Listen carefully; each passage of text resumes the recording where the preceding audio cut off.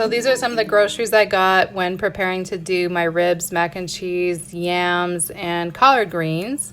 And so for the collard greens, you're going to start those off by just adding water to the ham hocks in a large pot. And you're going to bring that to a boil. Meanwhile, you want to go ahead and take the stems off of your bundle of collard greens. Wash each of the leaves individually on the top and the back side. And then you just want to kind of grab those leaves and pull them back from the stem. And you're just going to kind of like peel that stem off. So you want to get that stem out, and then you're just going to save the rest of that for chopping later. So I'll show you that one more time. If you've never cooked greens before, you may not be familiar with how to do it. So you just kind of like grab, like squeeze, and just pull down to get the stem off. So once you have all those greens off of the stems, you're going to just either chop them or tear them into small pieces.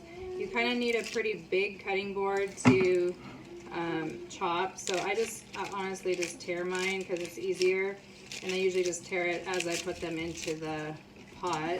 But just to kind of show you, like, you don't want tiny pieces, but you definitely want them not to be just dropped in as like whole leaves, because they're harder to eat that way. So you just kind of tear them into some pieces, and we're going to plop those in the boiling water with the ham hocks. Water's boiling with the ham hocks. I like to add just a little bit of salt.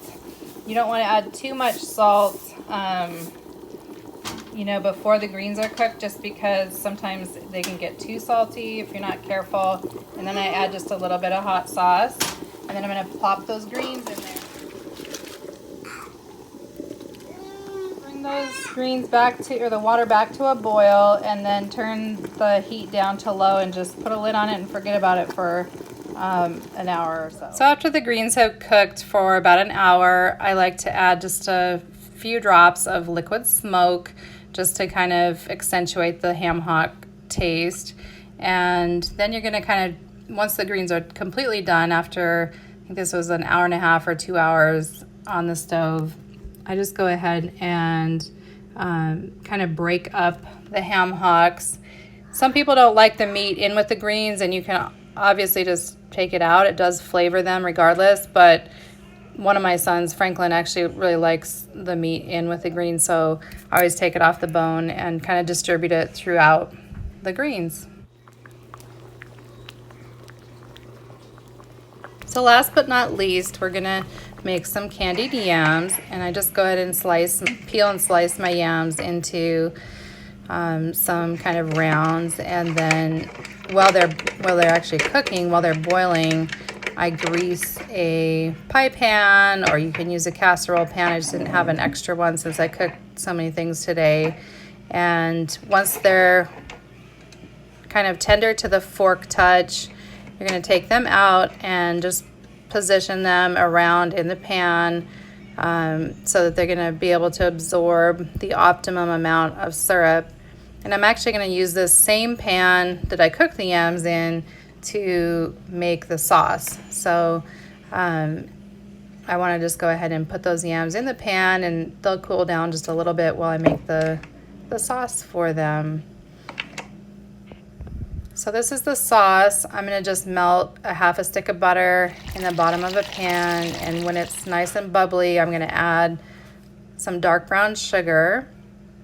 And you want to add plenty of that. It's maybe twice as much sugar to butter. I don't know. I just do it till it looks right. And then I'm also going to add some cinnamon to that, and some vanilla extract, and a little bit of, this is pumpkin pie spice because I didn't have nutmeg. Usually I just add a little bit of nutmeg, but nutmeg is in the pumpkin pie spice. So, which I actually use for sweet potato pie instead of pumpkin pie, but that's another video that you can go back and find. So you're gonna just whisk that together with either a whisk or with a fork. I'm just stirring it together with a fork. The sugar does dissolve pretty well with that butter. And You're gonna just kind of like keep it on kind of medium heat. You don't want it much over like a 6. And I add a little bit of mango juice instead of water, just whatever juice you have. If you have orange juice, or some people like lemon juice if you like it a lot of kind of sweet and sour sort of flavor.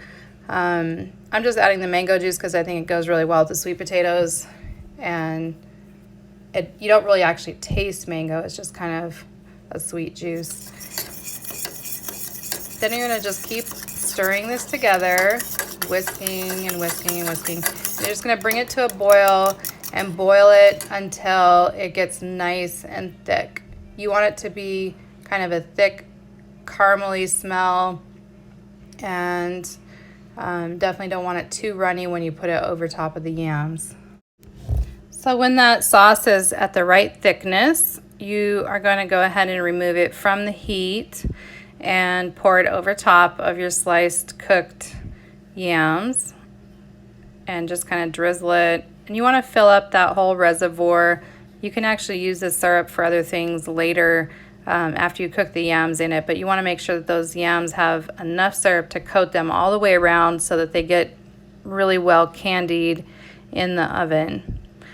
So once that is ready to go, you are going to put it in the oven, and about halfway through cooking, maybe 20 minutes or something, you're going to kind of flip them over, kind of switch sides with the yams just so that they don't dry out on top, and then bring them to a nice kind of candied coating on the top. It just kind of bubbles and looks kind of candied, and then you're done. So this is the plate, again, with the ribs, mac and cheese, the greens, the yams, and trust me, you will have plenty of plates heading out the door when you make all of these 4 dishes together, or the ribs and the 3 sides. So I hope you enjoyed the recipes, and if you have any questions, I'm always happy to answer anything in the comments. I know that because I don't use measurements, it's a little bit abstract, but thanks for following along, and let me know how yours turns out.